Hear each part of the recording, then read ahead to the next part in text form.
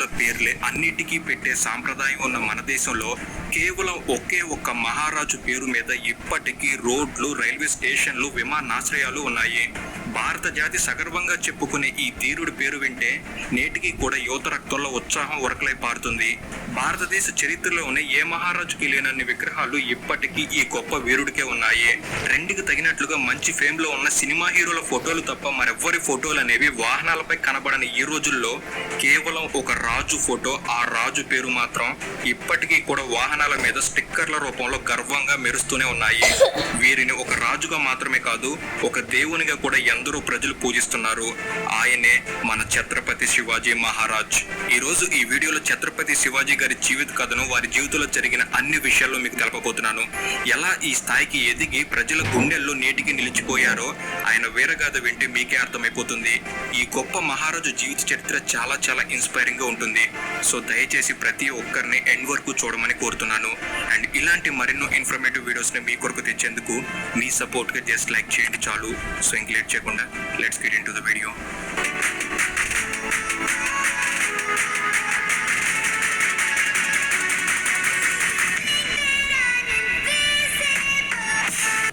శివాజీ మహారాష్ట్రలోని పూణే జిల్లాలోని జున్నార్ పట్టణం దగ్గరలోని శివనేరి కోటలో 1630వ సంవత్సరం ఫిబ్రవరి 19న షాహాజీ జిజాబాయి దంపతులకు జన్మించారు.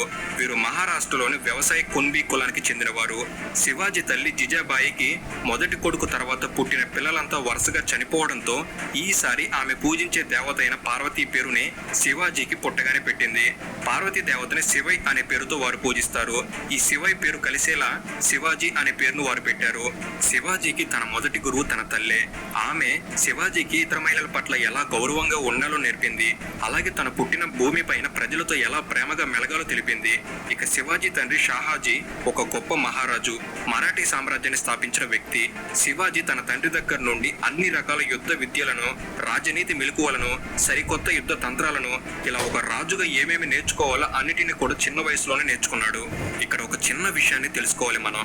శివాజీ తండ్రి షాహాజీ ఒకసారి నిజాం రాజుల్ని ఓడించగా తను గెలుచుకున్న ప్రాంతాల్లో తన సామ్రాజ్యాన్ని నెలకొల్పడానికి ప్రయత్నిస్తుండగా ఇంతలో మొఘలుల రాజులు వచ్చి మరొక రాజైన ఆదిల్ షాతో చేతులు కలిపి తెలివిగా షాహాజీని ఓడించేశారు. దాంతో ఓడిపోయిన షాహాజీకి ఆదిల్ షా రాజు ఒక షరతును పెట్టాడు. అదేమిటంటే ప్రస్తుతం షాహాజీ నివసిస్తున్న పూణే ప్రాంతాన్ని వదిలి బెంగుళూరుకు వెళ్లిపోవాలి అని అన్నాడు. ఈ షరతుకి శివాజీ తండ్రి షాహాజీ రాజు తన సొంత ప్రాంతమైన పూణేని వదిలి నేను వెళ్తాను, కానీ తన సొంత ప్రాంతాన్ని మరొకరి చేతిలో పెట్టనని, తన కుటుంబమే ఈ ప్రాంతాన్ని చూసుకుంటుందని సంధి కుదుర్చుకుని వెళ్లిపోతాడు. ఇక ఈ పూణే ప్రాంత బాధ్యతలన్నీ కూడా షాహాజీ తన భార్యకు అనగా శివాజీ తల్లికి అప్పగిస్తాడు. షాహాజీ పూణేని వదిలి వెళ్లే ముందు తన కొడుకు శివాజీకి అన్ని విద్యలను నేర్పి, అలాగే కొందరు ముఖ్య అనుచరులతో రాజనీతి వ్యవహారాలను నేర్చుకునేందుకు అన్నిటినీ సమకూర్చి ఇక తను బెంగళూరుకి వెళ్లిపోయారు. ఇలా తండ్రికి దూరంగా పెరిగిన శివాజీ తన తండ్రి ఓటములను క్షుణ్ణంగా అధ్యయనం చేసి తక్కువ కాలంలోనే అన్ని యుద్ధ తంత్రాల్లో నిష్ణాతుడై ఎలా అయినా తన తండ్రి స్థాపించిన ఈ మరాఠీ సామ్రాజ్యాన్ని మరింత విస్తరింప చేయాలి, పెంచాలి అనే లక్ష్యంతో ముందుకు నడుస్తాడు. ఇలా అన్ని విధాల సిద్ధమైన శివాజీ కేవలం తనకు 17 ఏళ్ల వయసున్నప్పుడే తన మొట్టమొదటి యుద్ధాన్ని బిజాపూర్ సామ్రాజ్యంపై ప్రకటించి వారిని ఓడించి వారి కోటల్ని తన సొంతం చేసుకున్నాడు. తర్వాతి 3 సంవత్సరాల్లో కొండన, రాజ్గఢ్ కోటలను కూడా గెలిచి తన యుద్ధాన్ని ప్రారంభించిన 3 ఏళ్ల వ్యవధిలోనే పూణే ప్రాంతం మొత్తాన్ని తన స్వాధీనంలోకి తెచ్చుకున్నాడు. ఇక అసలైన ఘట్టం అనేది ఇక్కడి నుంచే ప్రారంభమవుతుంది. ఒకప్పుడు శివాజీ తండ్రి షాహాజీని ఓడించి బెంగుళూరుకి పంపించేసిన ఆదిల్ షా రాజు శివాజీ ఎదుగుదలను చూసి సహించలేకపోయాడు. ఇంతలోనే శివాజీ ఈసారి ఏకంగా ఆదిల్ షా రాజు యొక్క కొన్ని కోటలను సైతం గెలిచి సొంతం చేసుకున్నాడు. ఈ ఓటమిని జీర్ణించుకోలేని ఆదిల్ షా శివాజీని మానసికంగా దెబ్బతీసేందుకు గాను బెంగుళూరులో ఉంటున్న శివాజీ తండ్రి షాహాజీని బంధించాడు. ఆ తర్వాత శివాజీ పెద్దన్న కూడా బెంగుళూరులోనే ఉండటంతో అతన్ని పట్టుకునేందుకు ఒక సైన్యం, అలాగే శివాజీని పట్టుకునేందుకు ఒక సైన్యం, ఇలా 2 సైన్యాలను ఆదిల్ షా పంపగా అన్నదమ్ములు ఇద్దరూ కలిసి ఆ సైన్యాలను ఓడించారు. దాంతో శివాజీ తన తండ్రిని బంధ విముక్తుని చేసుకుంటాడు. ఇలా మరోసారి ఓటమి భరించలేని ఆదిల్ షా ఈసారి మరొక పన్నాంగం పన్నాడు. యుద్ధ భయంకరుడిగా పేరు పొందిన అజల్ ఖాన్ అనే ఒక రాజుతో చేతులు కలిపి అతన్ని శివాజీ పైకి యుద్ధానికి పంపాడు. అయితే ఈ అజల్ ఖాన్ రాజు ముందుగా శివాజీ బలాలను బలహీనతను తెలుసుకుంటాడు. శివాజీ యొక్క మెరుపు దాడి, గొరిల్లా యుద్ధ పద్ధతులను తెలుసుకోవడంతో శివాజీని కోటలో ఓడించడం అసాధ్యం కనుక శివాజీని ఓడించడం అనేది యుద్ధ భూమిలో మాత్రమే సాధ్యమని గ్రహించి ఎలా అయినా శివాజీని యుద్ధ భూమిలోకి దించేందుకు, అతను రెచ్చగొట్టేందుకు శివాజీ ఇష్టదైవమైన భవానీదేవి దేవాలయాలను కూల్చేస్తాడు. ఇవన్నీ తెలుసుకున్న శివాజీ ఏమాత్రం తొందరపడకుండా శత్రువు పన్నాగాలను అర్థం చేసుకొని నేను ప్రస్తుతం యుద్ధానికి సిద్ధంగా లేనని అజల్ ఖాన్ రాజును చర్చలకు రమ్మని ఆహ్వానిస్తాడు. దాంతో కోట దగ్గర ఇద్దరు సమావేశం అవడానికి ఒప్పందం కుదుర్చుకుని అంగీకరిస్తారు. ఇక సమావేశం జరిగే రోజు రానే వచ్చింది. అజల్ ఖాన్ రాజు యొక్క వక్రబుద్ధి గురించి ఒక అవగాహన ఉన్న శివాజీ తన దుస్తుల లోపల ఒక ఉక్కు కవచాన్ని ధరించి ఒక పిడిబాకుని అంటే పులిగోరుని దుస్తుల్లో దాచుకొని సమావేశానికి వెళ్తాడు. ఇక ఇద్దరు కలుసుకుని తమ అంగరక్షకులతో గుడారంలోకి వెళ్లి చర్చలు జరుపుతుండగా అజల్ ఖాన్ రాజు తన వక్రబుద్ధితో తన కత్తిని తీసి ఒక్కసారిగా దొంగ దెబ్బగా శివాజీని పొడిచేందుకు దాడి చేస్తాడు. కానీ శివాజీ ఉక్కు కవచం ధరించడం వలన ఆ కత్తిపోటు నుంచి తప్పించుకున్నాడు. ఇక వెంటనే తన దగ్గర ఉన్న పిడి పులిగోర్లతో ఆజ్కల్ ఖాన్ పొట్టను ఉగ్ర లక్ష్మీ నరసింహ వలె చీల్చి చెండాడుతాడు. తన దగ్గర నుంచి ఆజ్కల్ ఖాన్ తప్పించుకొని బయటకు పారిపోతుండగా ఒక్క వేటకి శివాజీ అతని తల తెగి పడిలా నరికేశాడు. దాంతో ఈ సంఘటనతో, ఈ విజయంతో శివాజీ పేరు అనేది మహారాష్ట్ర అంతా మారుమోగిపోయింది. ఇది గమనించిన బీజాపూర్ సుల్తాన్ శివాజీని ఎలా అయినా తొక్కి పడేయాలనుకుని బలమైన యుద్ధ వీరులుగా పేరు తెచ్చుకున్న ఆఫ్ఘన్ పస్తుల్ సైనికులను శివాజీ పైకి పంపగా శివాజీ తన సైన్యంతో తెలివిగా వారందరినీ చంపి విజయం సాధించాడు. దాంతో ఈ సంఘటనతో శివాజీ మహారాజు కీర్తి ప్రతిష్టలు అనేవి భారతదేశం అంతా వ్యాపించేశాయి. దాంతో ఎందరో హిందూ రాజులకు శివాజీ ఒక ఆదర్శంగా అప్పటి నుంచి నిలిచారు. శివాజీ యుద్ధ విషయాల్లో మాత్రం ఎప్పుడూ కొత్త కొత్త పద్ధతుల్ని అవలంబించేవారు. ఓటమి తప్పదు అనిపిస్తే యుద్ధం నుంచి తప్పుకోవాలి, అనుకూల సమయాన్ని చూసుకుని దాడి చేసి గెలవాలి అనే ఈ సూత్రాన్ని శివాజీ ఎక్కువగా నమ్మేవారు. దీనినే గెరిల్లా యుద్ధం అని పిలిచేవారు. తనకున్న పరిపాలనా సామర్థ్యంతో రాజ్యంలో ఒక క్రమబద్ధమైన పరిపాలనా విధానాలను ప్రవేశపెట్టాడు. శత్రువులను జయించడంలో ఎంతో నేర్పరితనాన్ని ప్రదర్శించేవారు. తన తండ్రి పరిపాలనలో కేవలం 2000 మంది సైన్యం మాత్రమే ఉండగా దానిని 1,00,000 మందికి శివాజీ పెంచాడు. శివాజీ తన సైన్యం పట్ల అత్యంత శ్రద్ధ తీసుకునేవారు. దీంతో వారంతా వారి ప్రాణాలను పణంగా పెట్టి యుద్ధం చేసేందుకు సిద్ధపడేవారు. అయితే సైనికులకు ప్రమాదం ఏర్పడే సందర్భంలో ఆయన వారిని అనూహ్యంగా అక్కడి నుంచి తప్పించేవారు. ఇలా వరుసగా ఎంతో మందిని చిత్తుగా ఓడించి మరాఠీ సామ్రాజ్యాన్ని శివాజీ ఎంతగానో పెంచారు. ఇదిలా ఉండగా 1660లో ఔరంగజేబు తన మేనమామ అయిన షాయిస్తా ఖాన్ కు 1,00,000కు పైగా బలమైన సైన్యాన్ని, ఆయుధాలను ఇచ్చి శివాజీని ఓడించి ఆ ప్రాంతాన్ని స్వాధీనం చేసుకుని రమ్మని పంపించాడు. బలమైన ఈ ఔరంగజేబు సైన్యం ముందు శివాజీ సైన్యం తలవంచక తప్పలేదు. దాంతో శివాజీ ఓడిపోవడంతో ఓటమిని ఒప్పుకొని పూణేను వదిలేసి వెళ్లాల్సి వచ్చి వెళ్లిపోయాడు. గెలిచిన ఔరంగజేబు మేనమామ షాయిస్తా ఖాన్ పూణే నగరమంతా ఆక్రమించి ఎప్పటికైనా శివాజీ మెరుపుదాడి చేస్తాడని గ్రహించి పూణే నగరమంతా చాలా కట్టుదిట్టమైన భద్రతను ఏర్పాటు చేశాడు. ఇలా ఈ యుద్ధం జరిగిన 3 సంవత్సరాల తర్వాత కానీ అనగా 1663లో ఏప్రిల్ నెలలో పూణే నగరంలో ఒక పెళ్లి ఊరేగింపు జరుగుతుండగా శివాజీ మారువేషంలో తన అనుచరులతో కలిసి పెళ్లి కూతురు తరపున బంధువుల్లో కలిసిపోయి చివరికి కోటలోకి చేరి షాయిస్తా ఖాన్ గదిలోనికి చేరుకున్నాడు. ఇక శివాజీ షాయిస్తా ఖాన్ పై దాడి చేయగా శివాజీ కత్తివేటుకు షాయిస్తా ఖాన్ 3 వేలు తెగి కింద పడ్డాయి. దాంతో వెంటనే షాయిస్తా ఖాన్ పక్కనే ఉన్న కిటికీలోంచి దూకి తన ప్రాణాలు రక్షించుకున్నాడు. ఇలా చివరికి తిరిగి శివాజీ తన సామ్రాజ్యాన్ని దక్కించుకున్నాడు.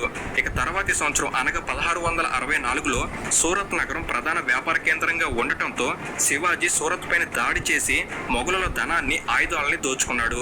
ఈ దోచుకున్న మొఘలుల సంపదతో కొన్ని వేల మందిని కొని తన సైన్యంలో చేర్చుకున్నాడు. ఇక ఆ తర్వాత తన దెబ్బ కొట్టిన మొఘలుల, బీజాపూర్ సుల్తానుల కోటల్ని ఒక్కొక్కటిగా గెలిచి తన సొంతం చేసుకోవడం మొదలుపెట్టాడు. ఇది చూసిన ఔరంగజేబు ఎంతో ఆగ్రహానికి గురయ్యి తన దగ్గర పనిచేస్తున్న రాజపుత్రుడైన రాజా జయసింగ్ ను శివాజీ పైకి యుద్ధానికి పంపించాడు. రాజా జయసింగ్ తో యుద్ధంలో ఓటమిని గ్రహించిన శివాజీ అతనితో సంధికి దిగాడు. దాంతో 1665 నుంచి శివాజీ ఔరంగజేబు ఆధ్వర్యంలో మొఘలుల తరపున సర్దార్గా ఉండేందుకు ఒప్పుకుంటాడు. ఇలా శివాజీ చేయడానికి గల కారణం తన మరొక శత్రువు అయిన బీజాపూర్ సుల్తాన్లు ఓడించేందుకు ఈ ఔరంగజేబు సైన్యాన్ని కూడా వాడుకోవాలని భావించి ఇలా మొఘలుల తరపున పనిచేసేందుకు ఒప్పుకుంటాడు. ఇక తర్వాతి సంవత్సరం అనగా 1666లో ఔరంగజేబు తన 50వ పుట్టినరోజు సందర్భంగా శివాజీని, అతని 6 ఏళ్ల కొడుకుని విందుకు ఆహ్వానించాడు. వారి ఆహ్వానం మేరకు శివాజీ వెళ్ళగా సభలో శివాజీని సైన్యాధికారుల వెనక వరుసలో నిలబెట్టి అవమానపరిచాడు. ఈ అవమానాన్ని సహించలేని శివాజీ ఇక అక్కడి నుంచి తిరిగి వెళ్లిపోయేందుకు బయటకు రాగా వెంటనే ఔరంగజేబు భటులు అతని కొడుకుని బంధించి ఒక గృహానికి తీసుకెళ్తారు. నిజానికి ఔరంగజేబు శివాజీని పిలిచింది చంపేందుకే, కానీ శివాజీని చంపితే ఒక్కసారిగా మరాఠీ ప్రజలంతా తిరగబడతారు, చెలరేగుతారని అర్థమయ్యి శివాజీని బంధించాడు. ఇలా కొన్ని నెలల పాటు శివాజీ మరియు అతని కొడుకు ఔరంగజేబు దగ్గర జైల్లో బందీలుగా ఉండిపోయారు. ఇక ఎట్టకేళ్లకు ఒక రోజు శివాజీ తెలివిగా అక్కడి నుంచి పనివాళ్ల రూపంలో మారువేషం మార్చుకొని తన కొడుకుని పల్లబొట్టలో పెట్టుకొని ఇలా తప్పించుకున్న శివాజీ చివరకు రాయగఢ్కి చేరుకున్నారు. ఒక 2 సంవత్సరాల వరకు శివాజీ మొఘలులపై ఎలాంటి దాడికి దిగకుండా సంధికి కట్టుబడి ఉన్నాడు. అయినా కూడా మొఘలుల సైన్యం మెదలకుండా ఉండకుండా మళ్లీ శివాజీపై దాడి చేశారు. కానీ ఈసారి వారి ఎత్తులు పారలేదు. వారందరినీ శివాజీ ఘోరంగా చిత్తు చేసి ఓడించాడు. మరోవైపు ఔరంగజేబు శివాజీ బలహీనుడైపోయాడులే, తన వల్ల ఎలాంటి ప్రమాదం ఇక రాదులే అని శివాజీని తక్కువ అంచనా వేశాడు. కానీ ఈ వైపున శివాజీ బయటకు తెలియకుండా రహస్యంగా తన పనులు చేయడం మొదలుపెట్టాడు. దాంతో చివరికి 1670 నాటికి 1,00,000 మంది సైన్యంతో, ఆయుధాలతో, గుర్రాలతో, నౌక వ్యవస్థతో మొఘలుల కోటలపై వరుసగా శివాజీ యుద్ధాలు చేస్తూ ఏమాత్రం అలసిపోకుండా దెబ్బ మీద దెబ్బతీస్తూ రావడంతో చివరికి మొఘలుల సైన్యం శివాజీని ఎదిరించలేక ఓడిపోయింది. ఇలా తన జ్ఞానంతో ఎన్నో యుద్ధాలను గెలిచిన శివాజీకి 1674 జూన్ 6న రాయగఢ్ కోటలో వేద పట్టణాల మధ్య క్షత్రియ రాజులందరికీ అధిపతిగా కీర్తిస్తూ ఛత్రపతి అనే బిరుదును ప్రదానం చేశారు. 27 ఏళ్ల పాటు యుద్ధాల్లో గడిపి హిందూ రాజులకు ఆదర్శంగా నిలిచి సువిశాల మరాఠా సామ్రాజ్యాన్ని నెలకొల్పిన ఛత్రపతి శివాజీ 3 వారాల పాటు తీవ్ర జ్వరంతో బాధపడి 1680 ఏప్రిల్ 3న మధ్యాహ్నం 12 గంటలకు రాయగఢ్ కోటలో మరణించారు. ఇక ఆ తర్వాత నుంచి శివాజీ పెద్ద కొడుకైన శంభాజీ రాజ్యాన్ని చేపట్టి పరిపాలన కొనసాగించారు. కొందరు అభిప్రాయాల ప్రకారం తెలుపుతున్నది ఏమిటంటే శివాజీ జ్వరం వలనే చనిపోలేదని, వారి మరణం వెనుక కొందరి హస్తం ఉందని అంటున్నారు. వీరు తెలుపుతున్నది ఏమిటంటే శివాజీకి 2 భార్యలని. మొదటి భార్య కొడుకు శంభాజీ, కానీ శివాజీ మొదటి భార్య శంభాజీ పుట్టిన 2 సంవత్సరాలకి చనిపోయింది. అందువలన కొంతకాలానికి శివాజీ మరో వివాహం చేసుకోవాల్సి వచ్చింది. ఇక రెండవ భార్యకు పుట్టిన కొడుకు రాజారాం. శంభాజీ చిన్నప్పటి నుంచి తన తండ్రి శివాజీని స్ఫూర్తిగా తీసుకుని అన్నిటినీ నేర్చుకోవడంతో సైన్యంలో, రాజ్యంలో శంభాజీకి మంచి పేరు ఉండేది. కానీ ఇది శివాజీ రెండవ భార్యకి నచ్చేది కాదు. ఎందుకంటే ఇలానే కొనసాగితే శంభాజీ రాజవుతాడని, తన కొడుకు రాజారాంకి ఆ అధికారం దక్కదని భయపడేది. కానీ శివాజీ కొడుకులు ఇద్దరు పెరుగుతూ పెద్దవాళ్ళవుతున్న సమయంలో ప్రజలంతా కూడా పెద్ద కొడుకు శంభాజీనే తర్వాతి రాజు అవ్వాలని కోరుకోవడం చూసిన ఈమె ఎలా అయినా తన కొడుకు రాజారామే అవ్వాలని, ఒకవేళ శివాజీ ఉంటే ఈ కోరిక తీరదని గ్రహించి తనే ఆహారంలో విషం కలిపి శివాజీని చంపిందని చెబుతున్నారు. ఇందులో ఎంతవరకు నిజం ఉంది అనేది మాత్రం నేటికి తెలియలేదు. ఇక ఏది ఏమైనప్పటికీ శివాజీ తర్వాత అతని పెద్ద కొడుకు శంభాజీ రాజయ్యాడు. భారతదేశాన్ని ఒక హిందూ దేశం నుంచి పూర్తి ఇస్లాం దేశంగా మార్చడమే ఔరంగజేబుకు ఉన్న ఏకైక కళ. ఇతని కంటే ముందు నుంచే చాలా మంది ముస్లిం రాజులు ఈ పని చేస్తూ వచ్చినప్పటికీ అంతగా సఫలం కాలేదు. కానీ ఔరంగజేబు ఈ విషయంలో ఎన్నో ప్రయత్నాలు చేశాడు. చాలా ప్రాంతాల్లో తాను అనుకున్నట్లుగానే జరిగినా కూడా శివాజీ ఉన్నంతకాలం వరకు తన ప్రాంతంలో ఔరంగజేబు ఏమీ చేయలేకపోయాడు. కానీ శివాజీ 1680లో మరణించాక అతనికున్న భయం తొలగిపోయింది, మంచి అవకాశం లభించింది అనుకున్నాడు. కానీ అయినప్పటికీ కూడా శివాజీ నిర్మించిన ఈ హిందూ సామ్రాజ్యాన్ని తన పెద్ద కొడుకు శంభాజీ ఏమాత్రం చెక్కు చెదరకుండా పాలిస్తూ తండ్రి ఆశయాల్లోనే జీవిస్తూ మొఘలుల పాలకులకు చుక్కలు చూపించాడు. కానీ శంభాజీని తన సొంత వారి ఘోరంగా వెన్నుపోటు పొడిచి ఔరంగజేబు చేతులకు బంధించి అందించారు. దాంతో ఔరంగజేబు శంభాజీని ఒంటెలకు కట్టేసి రాళ్లు పేడలతో కొట్టి అవమానించాడు. హిందూ మతం నుంచి ఇస్లాం మతానికి మారితే వదిలేస్తానని అన్నాడు. కానీ శంభాజీ ఇందుకు తలవంచలేదు. దాంతో శంభాజీని 40 రోజుల పాటు చిత్రహింసలు పెట్టి కనుగుడ్లు పీకి బతికొండంగానే చర్మం ఒలిచి చాలా ఘోరంగా నరికి చంపేశాడు. అంతేకాదు చరిత్రలో నేడు శంభాజీ యొక్క వీరత్వాన్ని తెలియకుండా దాచేశాడు. కానీ శంభాజీ తండ్రికి తగ్గ గొప్ప యోధుడు. తండ్రికి ఛత్రపతి బిరుదు ఉన్నట్లే శంభాజీకి ధర్మవీర్ అనే బిరుదు ఉంది. ఛత్రపతి శివాజీ మరణాంతరం శంభాజీ జీవితం ఎలా గడిచింది, అతన్ని ఎలా ఎవరు మోసం చేసి శత్రువులకు అప్పగించారు, శత్రువులు శంభాజీని ఎలా హింసించి చంపారు, ఈ విషయాలకు సంబంధించిన వీడియో చేయాలో లేదో మీరే కామెంట్ సెక్షన్లో తెలపండి. మీ అభిప్రాయం ప్రకారం మీరు కోరుకున్నట్లయితే తప్పకుండా మరికొద్ది రోజుల్లోనే ఈ వీడియోను కూడా రిలీజ్ చేస్తాను. సో ఇది ఫ్రెండ్స్, ఈ వీడియో అనేది మీరు కొత్త విషయాలను తెలుసుకోవడంలో ఎంతో కొంత ఉపయోగపడిందని భావిస్తున్నాను.